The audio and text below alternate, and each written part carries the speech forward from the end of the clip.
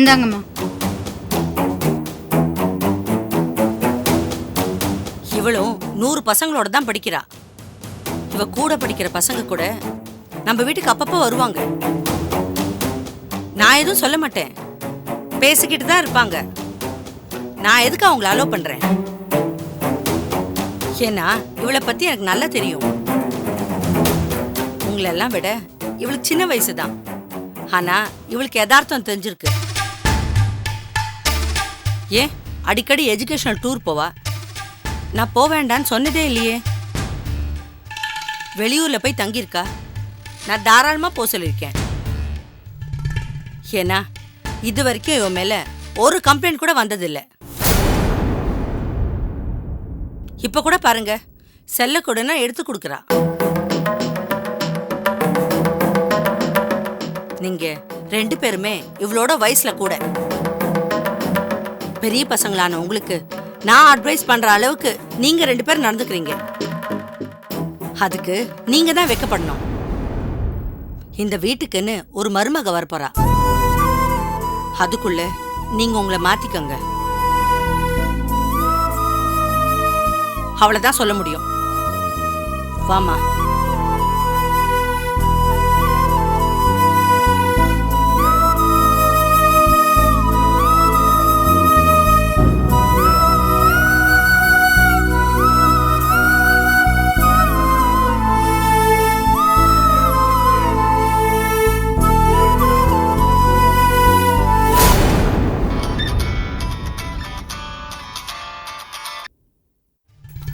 Hello, எனக்கு ஒன்றும் பிரச்சனை இல்லை, நாளைக்கு பேசுகிறேன். ஓகே.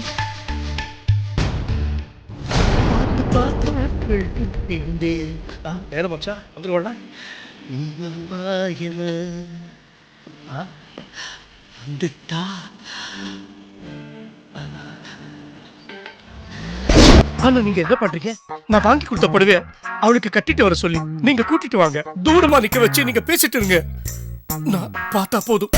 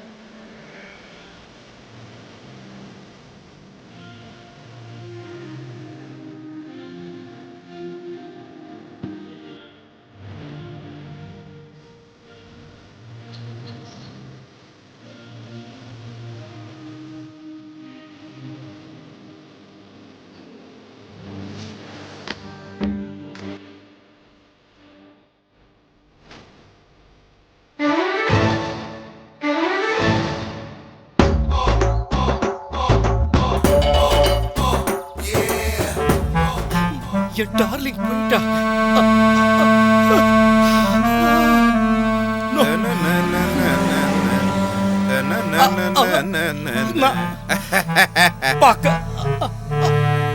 என்னடா அம்பி பாத்தியா?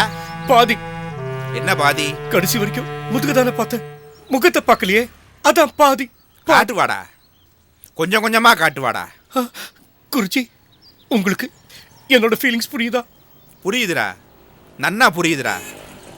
முன்னாடி பார்க்க முடியல நினைச்சு பின்னாடி நினைச்சு வருத்தப்படுற நீ. உங்களுக்கு நல்லா தெரியுதுல்ல. நீங்க ஒரு வார்த்தை சொல்லலாம்ல, அட்லீஸ்ட் ஒரே வாட்டி திரும்பி என்ன பார்த்திருக்கலாம்ல. சொல்லாம இருப்பேனாடா? சொன்னீங்களா? ஆமா சொன்னேன்டா. என்ன சொன்னீங்க? சொன்னேன்டா. அட சொல்லண்டா. சாரி குருஜி, என்ன சொன்னீங்க? சொல்லுங்க சொல்லுங்க. அதாவது என்ன சொல்றானாக்க, உன்னுடைய கண்கள் ரொம்ப பவர்ஃபுல்லா இருக்கான். அத வந்து ஃபேஸ் பண்ற சக்தி அவட்ட இல்லையாண்டா. குருஜி, என் கண் அப்படியா இருக்கு. ஆமாடா. ஆனா நீங்க என்ன நல்லா ஃபேஸ் பண்றீங்கல்ல. அப்ப என்ன அர்த்தம்? என்னுடைய கண்கள் அதை விட பவர்ஃபுல்னு அர்த்தம். கர்மண்டா. சரி, அதை விடுங்க. இப்பவே அவ என் கண்ணை பார்க்க முடியலன்னு சொல்றாளே, கல்யாணத்துக்கு அப்புறம் அவ எப்படி பாப்பா? யோசிக்க வேண்டிய விஷயம் இல்ல. சொன்னா என்ன குருஜி தலைய சொறீங்க? சரி சொல்லுங்க குருஜி. மகாபாரதத்துல காந்தாரி மாதிரி அவ கண்களை கட்டிப்பாளாம். நீ என்னைக்கு தாலி கட்ட வரையோ அன்னைக்கு கண்களை கட்டுறவ, என்னைக்கு நீ மாலையை போடுறையோ அன்னைக்கு தாண்டா அவ அந்த கட்டா ஊத்து உன் கண்களை அவளால ஏறெடுத்து பார்க்க முடியாது.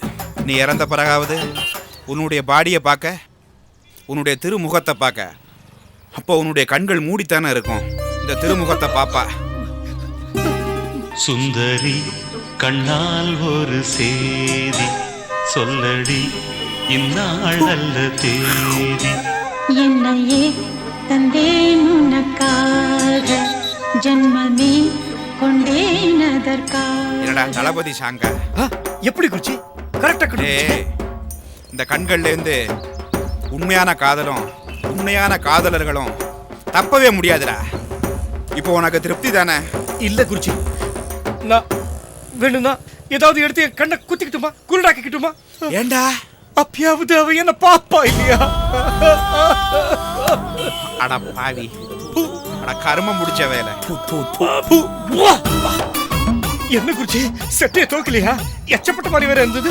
ஆனந்த கண்ணீர். இதுக்கு மேல எங்க இருந்தேன்னா என் ஹார்ட் பிளாக் ஆயிருண்டா. வா போலாம். வா வா வா வா. அவ போயிட்டாடா காதலி.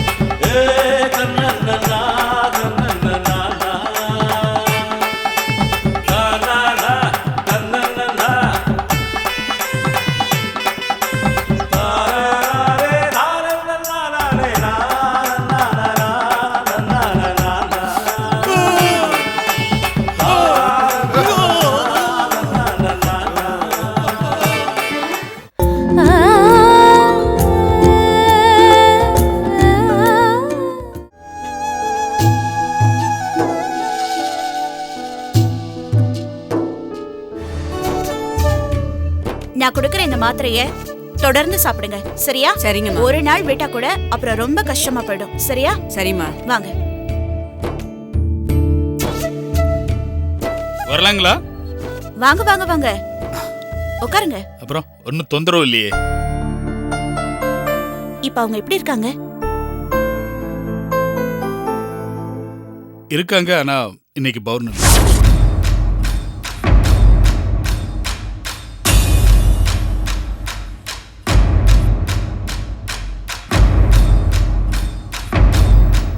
ஆமா, அவங்கள நீங்க தனியாவே விட்டுட்டு வந்தீங்க? ஒன்றும் பிரச்சனை இல்லைங்க. டேப்லெட்ஸ் கொடுத்து தூங்க வச்சிருக்கேன். வீட்டை வெளியில பூட்டிட்டு தான் வந்திருக்கேன்.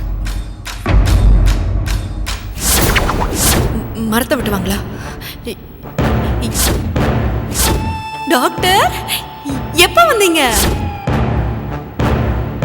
சரி, அன்னைக்கு நடந்த இன்சிடென்ட்க்கு அப்புறம் இப்ப எப்படி நடந்துக்கறாங்க? நார்மலா பேசுறாங்களா? பேசுறா. கொஞ்ச நேரம் நார்மலா பேசினா அப்புறம் வேற மாதிரி பேசுறா. இது மாதிரி முன்னாடி நடக்கும், ஆனா எப்போதான் நடக்கும். இப்ப அடிக்கடி அந்த மாதிரி நடந்துட்டு இருக்கு. அப்படின்னு பேசுறாங்க? என்ன, நம்மளை யாரோ கவனிக்கிறாங்க, நம்ம வாழ்ற இந்த வாழ்க்கையை பார்த்துக்கிட்டு இருக்காங்க. அதுக்கப்புறம் இதெல்லாம் டிவியில தெரியுதுன்னு இந்த மாதிரி எல்லாம் பேச ஆரம்பிச்சிட்டா டாக்டர். சரி, எப்ப அந்த மாதிரி சொன்னாங்க? 2 நாளைக்கு முன்னாடி.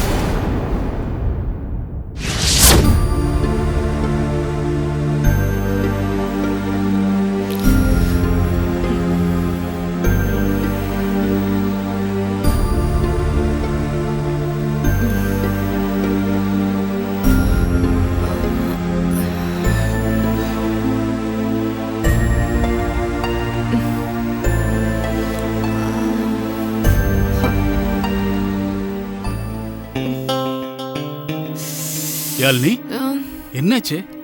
ரொம்ப தலைவலிக்குது மாமா. தலை வலிக்குதா? எங்க அந்த ஆயின்மெண்ட்லாம் இருக்குமே, அதை எடுத்து தேய்ச்சிட்டியா? இங்க தானே இருந்தது.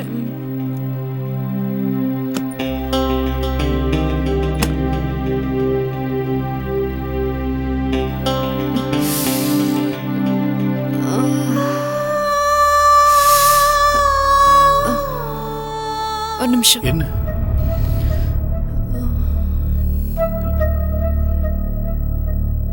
என்னாச்சு? நம்மள யாரோ பாக்குறாங்க. யாரு?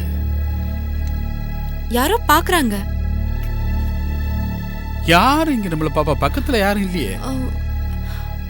ஆதிரையா இருக்குமோ? யார்? டாக்டர்? ஆ, சே, அவங்க ரொம்ப நல்லவங்க. அவங்க இந்த மாதிரி செய்ய மாட்டாங்க. ஆஹா, யாரோ பாக்குறாங்க. நம்மளதான். நம்ம பேசுறதெல்லாம் இல்ல, இல்ல, டிவில இல்ல. வருது. டிவிலையா? ஆ, நம்மள யாரோ பாக்குறாங்க. ஒரு யாரு? நிமிஷம் அப்படியே இரு. நம்மள யாரோ பாக்குறாங்கன்னு சொல்றீங்களா? அந்த ஜன்னல் அடிச்சிட்டா தெரியாதுல்ல, நான் அடிச்சிட்டு வரேன்.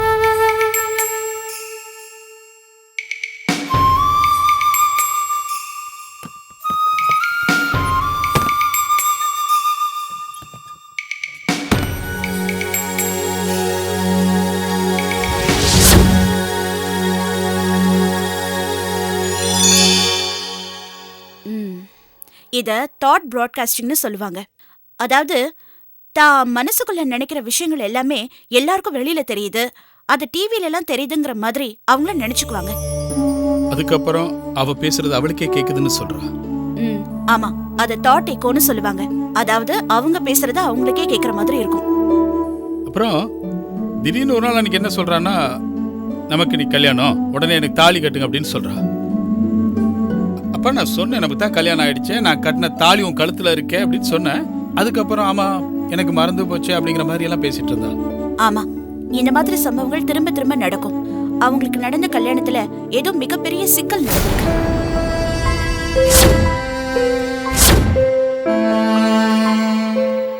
உங்க 2 பேருக்கும் நடந்த கல்யாணம் முறையா சிறப்பா நடக்காம போயிருக்கலாம்.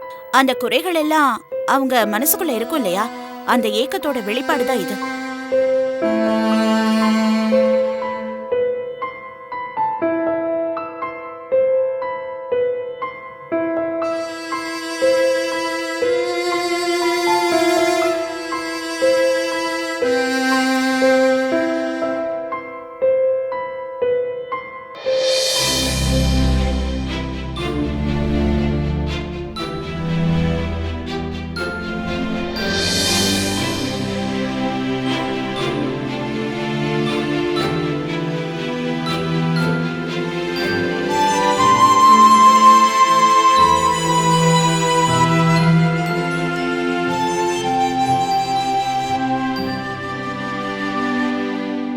ஆனா நான் உங்களோட கேட்கணும்னு நினைச்சேன்.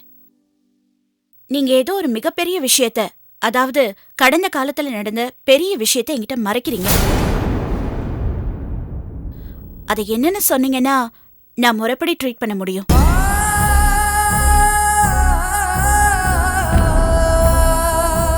அவளோட இந்த நிலைமைக்கு நான் தான் காரணம்.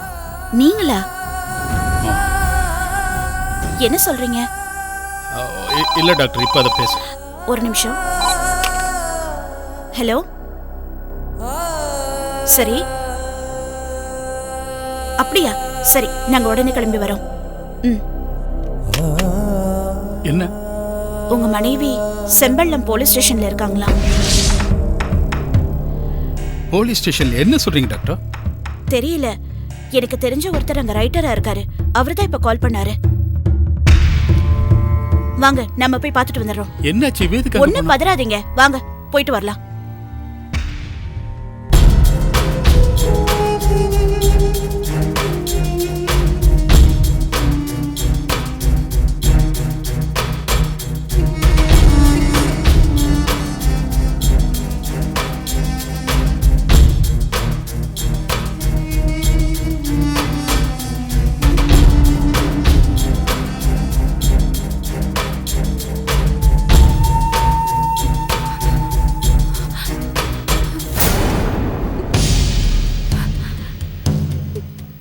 என்னம்மா சொல்றீங்க? ஆமா இன்ஸ்பெக்டர், ஸ்கூல் ஸ்கூலுக்கு கிளம்பி போன என் பையன் வீட்டுக்கு திரும்பி வரவே இல்லை. எல்லா இடத்துலயும் தேடி பார்த்தாச்சு, ஆனா எங்கேயுமே காணோம். உங்க பையன் எந்த ஸ்கூல் படிக்கிறான்? Saint Joseph's convent. Saint Joseph. யோ, இங்க அந்த மாதிரி ஒரு கான்வென்ட் இருக்கு? அந்த மாதிரி எதுவும் இல்லை சார். இந்த அம்மாவோட வீட்டுக்காரு எனக்கு தெரிஞ்ச டாக்டரோட ஃப்ரெண்டு சார். அவங்களுக்கு நான் இன்ஃபார்ம் பண்ணியிருக்கேன் சார். ஐயோ இன்ஸ்பெக்டர், என் வீட்டுக்காரையும் காணோம். அந்த ரவுடி தான் அவருக்கு அடுத்திருப்பா ஏதாவது பண்ணியிருப்பான். எந்த ரவுடி? கருப்பா, தாடி வச்சுக்கிட்டு தலையில குல்லெல்லாம் போட்டிருப்பானே, அவன்தான். அவன் பேர் என்னமா? பேரு பேரு கட்டிங் ராஜு. அவன்தான். கட்டிங் ராஜுவா? ஆமா இன்ஸ்பெக்டர், அவன்தான். யோ, என்ன அந்த பொண்ணு என்னமா சொல்லிட்டு இருக்க? இல்லை சார். ஐயோ இல்ல இன்ஸ்பெக்டர், அவன்தான். இன்ஸ்பெக்டர், மாமா என்ன பண்ணிட்டு வந்துட்டீங்களா? உங்களை அந்த ரவுடி ஏதாவது பண்ணிட்டானோன்னு நான் பயந்தே போயிட்டேன். மாமா தீபனை காணோம். மாமா ஸ்கூலுக்கு போன தீபன் இன்னும் வரவே இல்லை. இந்த பாரு, அழாத. இந்த பாரு, தீபன் வீட்டுக்கு வந்தாச்சு. வந்துட்டானா? வந்துட்டான். அப்பா, இப்பதான் எனக்கு நிம்மதி. இன்ஸ்பெக்டர், என் புருஷன் என் பையன் 2 பேருமே கிடைச்சிட்டாங்க. No problem inspector, no problem. நீங்க அவர்ட்ட சொல்லுங்களே. நீங்க முதல்ல அழைச்சிட்டு போங்க. ஐயோ வாங்க. என்ன மேடம், அந்த பொண்ணு ஏதோ ரவுடி பேரை சொல்லுது, நீங்க போக சொல்றீங்க? சார், அவங்க மனநல பாதிக்கப்பட்டவங்க. அப்புறம் ஒரு பையனை காணோன்னு கம்ப்ளைண்ட் கொடுத்தாங்கல்ல, அப்படி ஒரு பையனே இப்ப கிடையாது.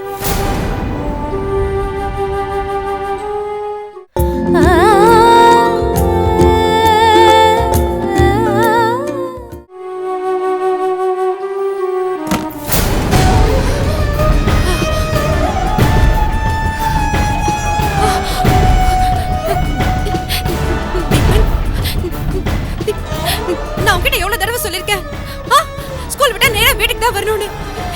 எங்கடா போன? உன்னை எங்கெல்லாம் தேட தெரியுமா? அம்மா எவ்வளவு பயந்துட்டேன் தெரியுமா? இனிமே எங்க போனாலும் அம்மா கிட்ட சொல்லிட்டு போகணும். தனியா எங்கேயும் போக கூடாது. நான் உன்னை தேடி போலீஸ் ஸ்டேஷன் போயிட்டேன் தெரியுமா? நான் ரொம்ப பயந்துட்டேன் தீபன். இனிமே எங்க போனாலும் அம்மா கிட்ட சொல்லிட்டு போகணும். இல்ல நானும் உன் கூட வரேன், புரியுதா? பயந்துட்டேன் தீபன், போடா.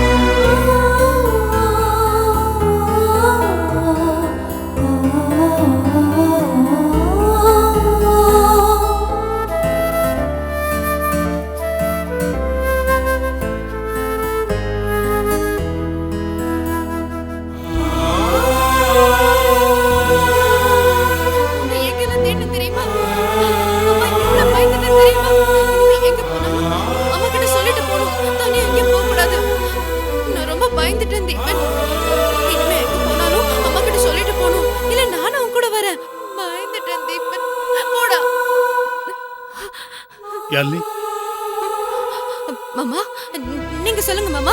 இனிமே விளையாட போகும்போது என்கிட்ட சொல்லிட்டு போகணும்னு சொல்லுங்க மாமா. நான் சொல்றேன், இனிமே அவன்கிட்ட சொல்லாம வெளியில போக மாட்டான். நீங்களும் என்கிட்ட சொல்லிட்டு தான் போகணும்.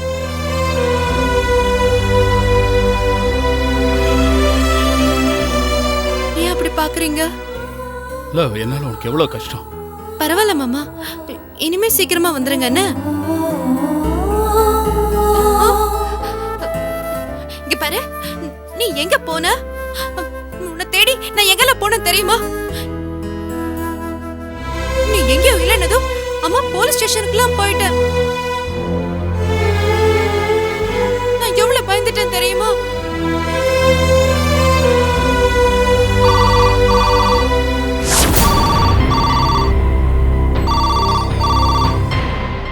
நீ சொல்லாம எங்கேயும் போக கூடாது. எனக்கு எவ்வளவு கஷ்டம் ஆயிடுச்சு தெரியுமா? ஹலோ. ஆதிரை பேசுறேங்க. சொல்லுங்க டாக்டர். சரி, இப்ப அவங்க எப்படி இருக்காங்க? வழக்கம் போல தீபன் யூனிஃபார்ம் முன்னாடி நான் வந்தா நினைச்சு பேசிட்டு இருக்கேன். இன்னைக்கு அவங்களோட பார்வையை கவனிச்சுட்டு நான் சொல்றேன். அவங்களோட நடவடிக்கை இன்னைக்கு ரொம்ப கடுமையா இருக்கும். நீங்க சமாளிக்கணும். நான் வேணா அங்க வரவா? ஐயோ வேணாம் டாக்டர், நான் பாத்துக்கிறேன். ஏன் நான் அப்படி சொல்றேன்னா, வழக்கத்தை விட அவங்க ரொம்ப கடுமையா நடந்துப்பாங்க. ஜாக்கிரதை.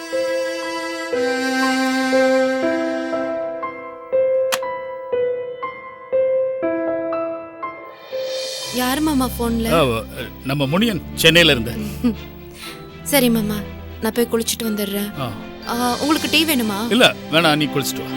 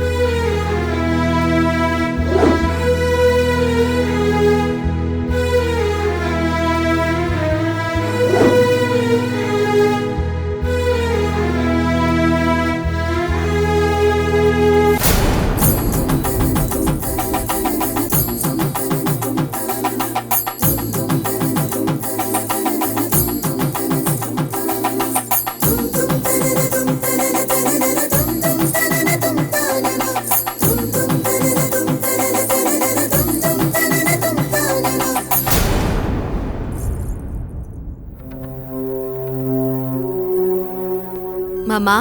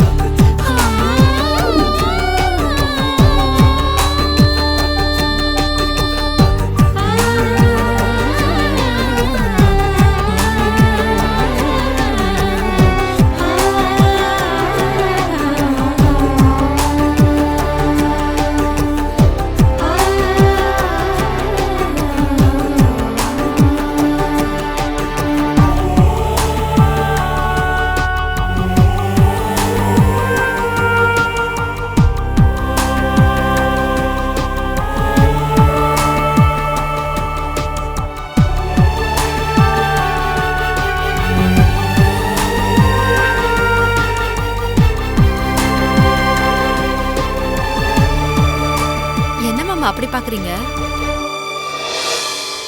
இன்னைக்கு தானே நமக்கு கல்யாணம் ஆகி முதல் நாள், முதல் இரவு. நீங்க ஏன் மாமா இப்படி இருக்கீங்க?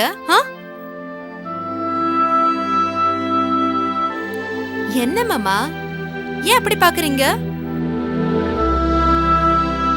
என்ன மாமா, என்ன ஆச்சு? இருங்க வர.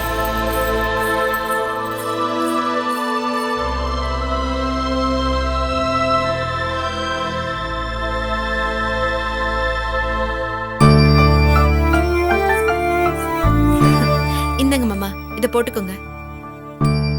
வாங்கங்க, இத போட்டுக்கோங்க.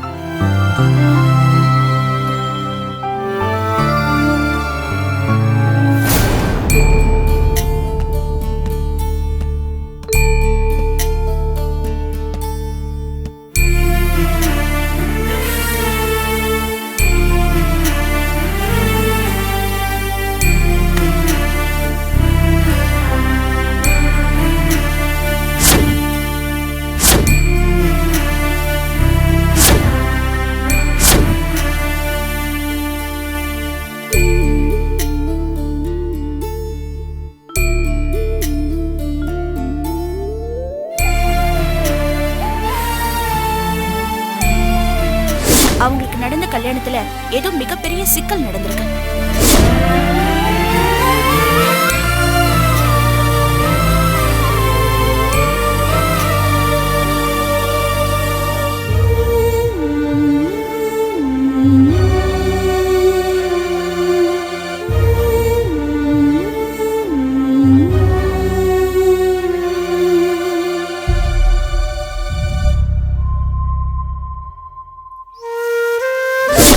இந்தங்க மாமா, இத போட்டுக்கோங்க.